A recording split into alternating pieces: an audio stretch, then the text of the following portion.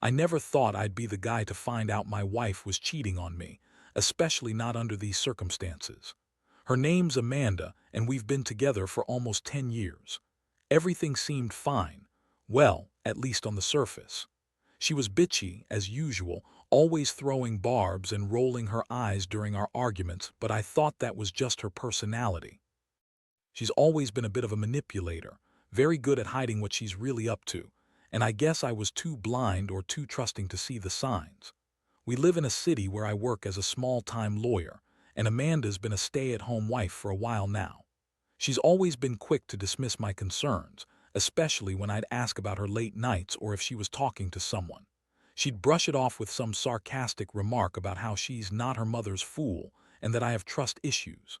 Yeah, right. I tried to ignore that little voice in my head that told me I should be worried, but honestly, I've always suspected she was up to something. I just never had proof. Looking back, there were a few things that should have tipped me off. She'd get phone calls at odd hours, and she'd hide her phone when I entered the room. Sometimes she'd leave her phone open on the kitchen counter but with some random app open, never the messaging app, always some obscure social media or email. She'd also start taking these long, mysterious business calls, claiming she was trying to get her online shop off the ground. But her stories never quite added up. The biggest red flag, though, came a few weeks ago. I was doing some routine work on my computer when I noticed the security logs. I work for a government agency, and we have strict protocols for security, especially since I recently exposed some corruption within the department. My boss had assigned a security officer to protect me after threats started coming in, which was a huge relief. But I noticed something strange in the logs. There were gaps in the security rotation, hours when the security officer assigned to watch over me was unaccounted for, with deliberate protocol violations. No reason given, no explanation, just total silence. At first, I thought maybe it was a mistake or some kind of clerical error. But then I remembered that the officer assigned to me is a guy named Mike, a friend of sorts, always professional. The logs showed that Mike was off duty during those unmonitored hours, which should never happen. The security protocol was strict. No unmonitored periods, especially not when I was vulnerable. I knew something was wrong, but I didn't want to jump to conclusions. I decided to dig deeper. That's where things got weird. I called Mike directly, always better to get it straight from him, and he was evasive. He told me he'd been called away on a personal matter but wouldn't say anything more. I pressed him, but he just repeated that he was on leave and the logs must be mistaken. I didn't buy it, especially after I noticed that during those unmonitored periods, Amanda was unusually quiet on her phone. No calls, no texts, just a lot of activity I couldn't see. I started to wonder if maybe she was involved somehow, maybe even the reason why Mike had to slip away. Then I stumbled across a message, stupid, I know, but I saw it when she left her phone unlocked for a few seconds. It was a text conversation with someone named Chris, and the tone was flirty, suggestive. They were talking about meeting up with plans for more fun tonight. I felt like my heart dropped into my stomach. I was in shock. I mean, I had suspected something for a while, but seeing that message in plain sight, it was a punch to the gut. I confronted Amanda that night. She was bitchy as usual, rolling her eyes, telling me I was paranoid. She claimed she was talking to her sister or some friend and that I was imagining things. I showed her the message and her face turned a shade paler. She laughed nervously, trying to brush it off, saying it was just harmless flirtation and that I was overreacting. She said I was insecure, jealous, and that I was making a big deal out of nothing. But I knew better. I knew that trust, once broken, wasn't easy to repair. The thing is, I've always been straightforward. I've always believed that if someone wants to cheat, they will. And Amanda, with her constant lies and dismissive attitude, had been pushing me away for months. I just didn't want to see it. Not until I saw the evidence. That night I felt a mix of anger, sadness, and betrayal. How could she do this after all these years? How could she lie so easily? I kept replaying the signs and the moments where I ignored my gut. I was stupid for trusting her, I guess. Or maybe I just didn't want to face the reality that she had been cheating on me right under my nose, right on top of the security violations I was supposed to be protected from. After I found out about the message from Chris, I couldn't sleep. My mind was racing, trying to process how she could lie so effortlessly, how she could look me in the eyes and deny everything when I had proof right there. It felt like my world was shattering. I kept asking myself if I'd missed the signs, if I'd been blind or just too trusting. But deep down, I knew I had to do something, no matter how much it hurt. That night, I stayed up, going over the security logs again, trying to connect the dots. The unmonitored hours, the evasive mic, the secret conversations, all of it pointed to something bigger than just an affair. It was more like she was actively involved in something dangerous. I remembered how she always dismissed my concerns about her late nights and her secretive phone calls. Now I saw she was hiding something more than just a flirtation.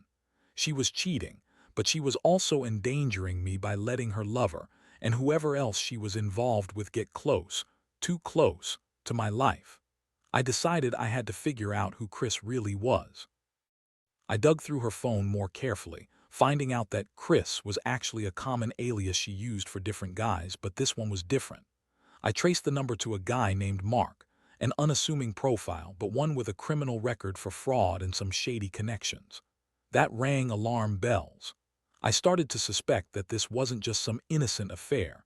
It was part of something bigger, maybe even connected to her lies about her business, which I now believed was just a cover. I needed to see her in the act, to catch her red-handed if possible, so I devised a plan. I'd follow her the next day, see where she's going, and try to catch her with Chris or whoever she was seeing. I made sure to keep my emotions in check. If I was going to do this, I had to be smart, not reckless. I stayed quiet while she was out, pretending everything was normal, but inside I was boiling, torn between rage and heartbreak.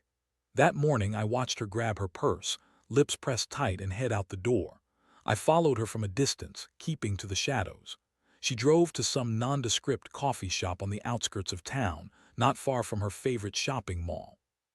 She met someone there, couldn't see who, just a quick exchange of a bag and a kiss on the cheek. I parked nearby, hiding behind some trees. I saw her greet the guy with a sly smile, and I felt my stomach churn. No doubt in my mind anymore. She was with someone else, and it looked like she was planning to spend the day with him. I was furious but also numb. This was beyond just a betrayal. It felt like her lies had put me in danger. The security breaches, the threats I had received recently, they all seemed connected. I couldn't ignore the possibility that she was involved in something shady, maybe even dangerous, and I was just finding out too late. My mind raced with questions. Who was this Chris? Was she really just cheating on me, or was there something more sinister going on? Was she putting me in harm's way because of her own reckless actions? I waited until she left that place, then I followed her back home. When she finally arrived, she acted like nothing was wrong, brushing past me with her usual bitchy attitude and some snarky remark about how I was stalking her. I was seething. I knew I had to confront her, but I also knew I needed more evidence. There was no way I could just accuse her based on some secret meetings and half-truths. I had to be sure, and I had to prepare for what was coming. That evening, I sat in my office, deep in thought. I was angry, hurt, and afraid all at once. For the first time in my life, I saw how dangerous her lies could be, not just to my heart, but to my safety. I also realized that her behavior was a sign of someone who was hiding a lot more than just some flirtatious texts. She lied about her whereabouts, about her intentions, and most disturbingly, I suspected she had something to do with the security breaches in my protection detail. That was a line I never thought she'd cross. I knew I couldn't just let this go. I had to decide what my next move was, whether to dig deeper, confront her head-on, or cut ties entirely. But one thing was clear, my patience was running out. If she thought she could keep lying to me, then she was dead wrong. I was starting to see the truth behind her bitchy facade. She was manipulative, dishonest, and dangerous. And now I had to figure out how to handle her, how to face the betrayal, the danger, and the heartbreak. Things were about to get a lot more complicated, and I wasn't sure I was ready for what came next. The more I thought about everything, her secret meetings, the suspicious security logs, the lies, I realized I couldn't just confront her impulsively. I needed a plan. I had to gather solid proof, not just my suspicions, because Amanda was a master at spinning lies, and I knew she'd deny everything if I just threw accusations at her. Besides, I had always been a straightforward guy. If I was going to do this, I had to be methodical, careful. I couldn't afford to let her manipulate me further. First, I started monitoring her phone activity more closely. I installed some discreet tracking apps, not to invade her privacy just for the sake of it. Well, maybe a little, but because I needed to know the truth. I realized that her constant dismissiveness, her quick lies, weren't just childish games. They were dangerous. I discovered she'd been deleting messages, trying to clear any trace of her contact with Chris or Mark. But I had a backup plan. Her phone syncs to cloud services, and I managed to find some hidden conversations, deleted but recoverable. I spent hours digging through her digital footprints, texts, emails, social media. I found a hidden folder in her email account filled with conversations with Chris. Not just flirtatious talk anymore. Some of it was outright explicit. They were planning to meet again, talking about more sex, getting away for the weekend, and keeping this under wraps.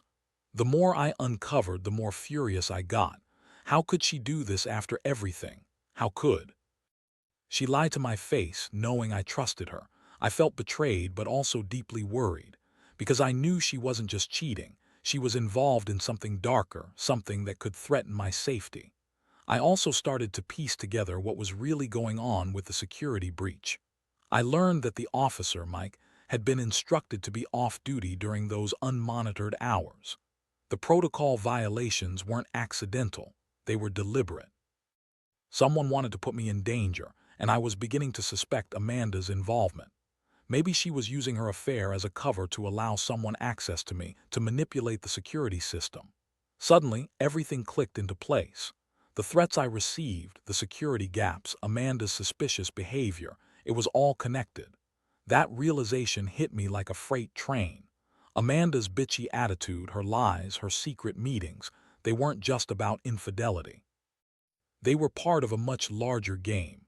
She was endangering my life, and I felt sick thinking about how close I'd come to real harm. If I had trusted her blindly, I might have been exposed to something much worse. I decided I had to get to the bottom of it fast. The next step was clear. I needed to confront her, but not just with accusations. I wanted hard evidence this time, proof that she was involved in whatever scheme was unfolding. I planned to station a hidden camera in our house, somewhere inconspicuous, to record her during her next secret meeting. I also reached out to an old friend of mine, a private investigator I knew, to help me gather more concrete proof. I told him I suspected Amanda of being involved in something dangerous, and I needed him to keep an eye on her. It was a tense couple of days. Every time she left the house, I felt my stomach tighten. I was paranoid, but I couldn't shake the feeling that I was close to discovering something huge. And I was right. One afternoon, I caught her sneaking out with a bag I'd never seen before. When I quietly followed her, I saw her meet up again with Chris or Mark. I couldn't tell which, but I knew it was someone she'd been hiding from me. They went into a secluded motel on the outskirts of town. I parked at a safe distance and watched through binoculars as they entered the room. What I saw then made my blood run cold. They weren't just meeting for sex, they were exchanging something. I managed to get a quick glimpse of a small package being handed over. The way they interacted, the hurried movements, they were clearly hiding something bigger than just their affair. I knew this was the evidence I needed. I waited until they were gone, then I snuck in to look around. The room was filled with receipts, empty bottles, and some papers that looked like maps or plans. That night I sat in my office, overwhelmed. I'd uncovered enough to make a move. I was furious, betrayed, and scared all at once. Amanda wasn't just cheating. I was starting to believe she was involved in something criminal, possibly dangerous. The security breaches, her secret meetings, her lies, they all pointed toward her actively endangering me for her own twisted reasons. I wasn't sure what she was involved in, but I knew I couldn't let it continue. I had to decide whether to confront her directly, expose her to the authorities, or cut all ties and run for cover. Whatever I chose, I knew one thing. My life was about to change forever, and I'd never seen betrayal cut so deep. That night, after I had gathered enough evidence, I knew I couldn't keep waiting. The situation was spiraling out of control, and I had to act fast. Sitting there in my dimly lit office, I felt a mix of rage and helplessness. Amanda's behavior was no longer just about infidelity. I was starting to believe she was involved in something much darker, something that could put my life at serious risk. The security breaches, her secret meetings, her constant lies, they all pointed toward her actively endangering me for her own twisted reasons. I wasn't sure what she was involved in, but I knew I couldn't let it continue. So I made a decision. I was going to confront her, but not just with accusations. I needed proof she couldn't deny, something concrete that would make her own lies crumble. I set up a hidden camera in our bedroom, somewhere she wouldn't suspect, just an old smoke detector with a tiny camera lens. I knew she'd be back home soon, so I carefully positioned it, making sure it was out of sight but still capturing everything. While I waited, I contacted my friend, the private investigator I told earlier. I told him everything I'd uncovered, the meetings, the secret exchanges, the security logs, and asked him to keep watching her, gather more evidence if possible, and be ready to step in if needed. I also planned to call the police if I found something truly incriminating. I was prepared for the worst, but I knew I had to be careful. If Amanda found out I was onto her, she might escalate her lies or, worse, try to cover her tracks. The next day, I kept a close eye on her. She left early, pretending to go shopping, but I knew she was headed to that motel again. I followed her discreetly, staying at a distance just enough to see what was happening. I parked across the street from the motel and watched as she entered the same room with a man I now knew as Mark. What I saw made my stomach turn. They were exchanging something again, a package, hurriedly, like they were trying to hide it. Their behavior was suspicious and frantic, confirming that this was more than just a simple affair. I stayed hidden for a while, waiting until they left. When they finally did, I moved in quickly. Inside the room, I found a small collection of evidence, receipts, some cash, and a crumpled map with markings. It was enough. I took photos with my phone and slipped out without being noticed. My heart pounded. I was finally sure that Amanda was involved in something more dangerous than I'd imagined. Back home, I played everything over in my head. I had the proof now, but I also knew this situation was bigger than just cheating. She was involved in some illegal activity or at least some dangerous scheme. The security breaches, the meetings, the lies, they all pointed in that direction. My mind raced with questions. Was she working with those people? Was she endangering me on purpose? Were the threats I received from her accomplices, or was she just covering her tracks? The pieces of the puzzle were fitting together in a sick, disturbing way. I decided I couldn't confront her directly yet, not until I knew more. Instead, I reached out to a trusted police contact I had, someone I knew wouldn't ignore my concerns. I wanted to share everything quietly, see if they could do some digging without blowing everything open prematurely. I also planned to keep surveillance on her, monitor her movements, and wait for the right moment to expose her fully. The emotional toll was huge. I felt betrayed, angry, and utterly alone. I'd given her everything, my trust, my love, my protection, and she'd been playing me all along. The image of her lying, manipulating, and scheming behind my back haunted me. Every time I saw her bitchy smirk or dismissive attitude, I remembered how much she'd lied to my face. I wondered how long she'd been involved in this, how deeply she'd lied about her business, her late nights, her supposed innocent flirtations. That night I couldn't sleep. All I kept thinking about was whether I could still save what remained of my life or if I was already too deep into this mess. I knew one thing: I'd come too far now to turn back. Whatever she was involved in, I'd make sure she paid for it. The betrayal cut deep, but I was determined to find out the truth, no matter how ugly it was. Because in the end, the only thing worse than being betrayed was being blind to it until it was too late. The following days were a blur of planning and paranoia. Every time Amanda left the house, I was glued to my phone, watching her movements, waiting for her to slip up again. I couldn't shake the feeling that I was sitting on a powder keg. My mind kept racing, thinking about her involvement in something dangerous, something I'd never even considered before. She lied about her business, her late nights, her secret meetings. It all pointed to her being a part of something much darker, possibly criminal, and I was starting to realize that I was in way deeper than I'd ever imagined. I kept the secret camera rolling in our bedroom, hoping she'd make a mistake, and I kept in touch with my investigator friend, who was keeping tabs on her movements. He managed to get some more footage of her meeting with Mark at the motel, and this time, I saw an exchange of more than just a package. The look in her eyes was different, almost predatory. Whatever they were hiding, it was serious. My gut told me that this wasn't just about infidelity anymore. It was about my safety and the safety of everyone around me. One evening, I decided I needed to do something more concrete. I couldn't just sit around waiting for her to slip up again. I contacted a trusted lawyer friend of mine, someone who could help me understand the legal implications of what I was uncovering. I needed advice on how to proceed without tipping her off. I also thought about confronting her directly, but part of me knew that would be a disaster. She was good at lying, and I didn't want to give her a chance to cover her tracks or turn the tables on me. So I planned to wait until I had irrefutable proof, then I'd make my move.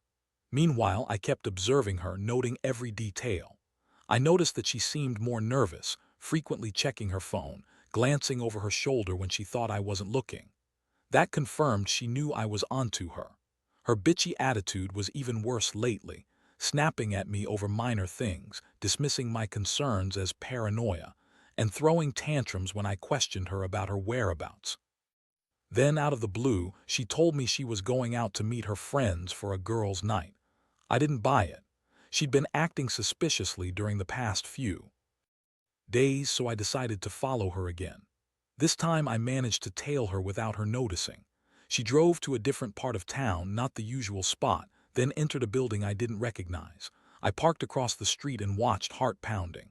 After a few minutes, a figure stepped out, someone tall, broad-shouldered, with dark hair. My stomach clenched. It was definitely Mark. They exchanged quick words, then parted ways. Amanda got in her car and drove off in the opposite direction. That was the moment I knew I had enough. I couldn't keep waiting. I had to act now. I took all the evidence I'd gathered, photos, videos, texts, and I reached out to a trusted friend in law enforcement. I knew I had to expose her, but I also knew I had to do it carefully. If she was involved in something dangerous, I didn't want her to suspect I was onto her until I was ready. The next day, I went to pick up some legal documents I'd prepared with my lawyer's help. I filed for a temporary restraining order against Amanda, citing suspicion of illegal activities and potential danger. I also contacted the police, handing over everything. I told them about the security breaches, the secret meetings, the suspicious exchanges. I knew this wasn't just about cheating anymore. It was about protecting myself from something far worse. The fallout was immediate. Amanda was furious when she found out I'd gone to the police. She screamed, called me a jealous psycho, and accused me of stalking her. Her bitchy mask was back in full force, but I saw through it. Beneath the surface, she was trembling. She knew I had her cornered. That night she packed her bags and left, claiming she was done with my paranoia, but I knew better. She left in a rush, probably to cover her tracks or meet her associates somewhere else. As she drove away, I felt a strange mixture of relief and dread. Relief because I finally had something concrete that could take her down, and dread because I knew this wasn't over. Not even close. I wondered what she was involved in, how deep her betrayal ran, and whether I'd ever truly be safe again. My trust was shattered, and my perception of her and my world was forever changed. But one thing I knew for sure: I wasn't going to let her manipulate or endanger me anymore. It was time to take control, no matter how painful that process was. In the days that followed her departure, my life became a blur of legal battles, police investigations, and trying to piece myself back together. I was still reeling from the betrayal, but I also felt a strange sense of relief, like I finally knew what I was up against and had some measure of control. Amanda's lies, her manipulations, her involvement in dangerous schemes, everything had come crashing down, and I was left with the raw truth of her deception. The police confirmed that her meetings and exchanges with Mark and others were part of a larger criminal operation, possibly involving illegal arms or drug trafficking. I still don't know the full extent, and honestly, I don't want to. All I care about now is myself, my safety, my peace of mind. I've stopped trusting her, and I've learned the hard way that sometimes the person you love the most can be the one who endangers you the most. Throughout this ordeal, I've learned a few things. First, trust is fragile. It can shatter in an instant if you're not careful. Second, people are often far more complicated and dangerous than they appear. Amanda put on a bitchy, manipulative front, but underneath, she was capable of betrayal that could have cost me everything. And third, sometimes you have to take matters into your own hands, be ruthless, be strategic, to protect yourself, especially when those closest to you are involved in something malicious. Looking back, I realize how naive I was. I always thought that love and honesty could conquer all, but that's not always true. Sometimes the people we trust the most have secrets so dark, they threaten everything we stand for. I don't regret uncovering the truth, even if it nearly destroyed me in the process. Because now, I can breathe easier knowing I'm no longer blind to what's real. I don't plan to go back, and I don't plan to forgive her. Amanda is gone from my life, and I hope she gets what she deserves, whatever chaos her choices have set in motion. As for me, I'm taking it one day at a time, rebuilding my life and trying to remember that not everyone is what they seem. The betrayal was brutal, but it taught me to be more cautious, more guarded. Trust, I've learned, isn't given freely anymore, it's earned, and even then you have to be careful. The hardest part, moving forward, the anger, the sadness, the sense of violation, it all lingers, but I'm starting to heal. I'm moving past the heartbreak, the shock, the realization that my wife, the woman I loved, was capable of so much deceit and danger. My advice to anyone reading this: don't ignore the warning signs. Don't be blind to the red flags. And if you find yourself in a situation where your safety or sanity is at stake, get out fast. Because betrayal, no matter how painful, is better dealt with early than allowed to fester and threaten everything you hold dear. I've learned that sometimes the truth is the only thing that can set you free, even if it feels like it's destroying you first. And in the end, the only thing you can really do is pick up the pieces and move on, wiser and more cautious than before. That's what I intend to do.